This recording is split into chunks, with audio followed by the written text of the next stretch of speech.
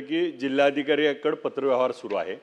माझे अध्यक्ष महोदय एक महाळुंग श्रीपूर माझ्या मतदारसंघातली एक नगरपंचायत आहे। त्याच्यामध्ये कर निरीक्षक, प्रशासकीय अधिकारी 2 पद, लेखा आणि परीक्षक 2 पद, आस्थापना अभियंता 1 पद, पाणीपुरवठा अभियंता 1 पद, नगर रचनाकार 1 आणि स्वच्छता निरीक्षक 1 या 8 पदापैकी फक्त 2च पद कार्यरत आहेत। त्याच्यापैकी 2 कायमस्वरूपी झाल्या, त्यापैकी ऋतुजा गायकवाड ह्या आठवड्यातनं 1 दिवस येतात आणि दुसऱ्या नूतन जाधव म्हणून ज्या आहेत त्या म्हणतात की मला इथं रुजू करून घेता येत नाही, मला दुसरी परीक्षा द्यायची आहे। मग आता 8 पदापैकी 1 आणि ती पण आठवड्यातनं एकदा, आणि मग आपण पद भरती नेमकी आता जी 6127 ची पद भरती आहे त्याच्या बाबतीत आपण माढा नगरपंचायतमध्ये पण आमच्या अशीच अवस्था आहे की आमच्याकडे अध्यक्ष महोदय त्या ठिकाणी अधिकारी नाहीत।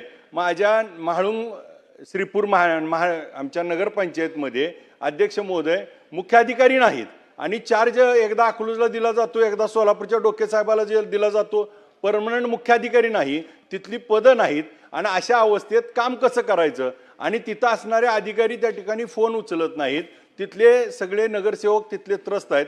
आज माड्यामध्ये आमच्याकडे सफाई कामगार आहेत, मंत्री महोदय सफाई कामगार त्या ठिकाणी आता रिटायरमेंटला आल्यात त्या महिला आमच्या भगिनी, आणि अजून देखील त्यांना कामावर आपण रुजू कायमस्वरूपी घेतलं नाही। मग ह्याची पद भरती आपण मगाशी सांगितलं की लवकरच करणार आहे, तर आपण निश्चित तारीख काय आहे आणि हे पद ज्या आकृतीबंध आमच्याकडे आहे त्याप्रमाणे पद कधी भरणार आणि त्यांना आपण कधी नियुक्त्या देणार आणि ह्याचा आपण काही ठोस कार्यक्रम जाहीर करणार का? ही निरंतर जरी प्रोसेस असली तरी 8 पैकी 2 आणि त्यातला एकच माणूस कामावर येत असेल तर त्या नगरपंचायतचं काम कसं चालणार? आणि आता आपण उत्तरात सांगितलं की आपण दुसऱ्याला चार्ज देतोय आणि कामकाज चांगलं चालू आहे, तर कामकाज चांगलं चालू नाही, कामकाज करायला माणसंच नाहीत आणि 8 मध्ये 1 काम करत असेल तर त्यानं ह्याचं काम कसं होणार? पाणी पुरवठ्याच्या बाबतीत आमच्याकडे मंत्री महोदय माढ्याला त्या ठिकाणी 31 वेळा वर्षातनं पाणी आले फक्त, का तर त्या ठिकाणी काम करायला अधिकारीच नाहीत आणि सातत्यानं पाणी पुरवठा विस्कळीत होतोय।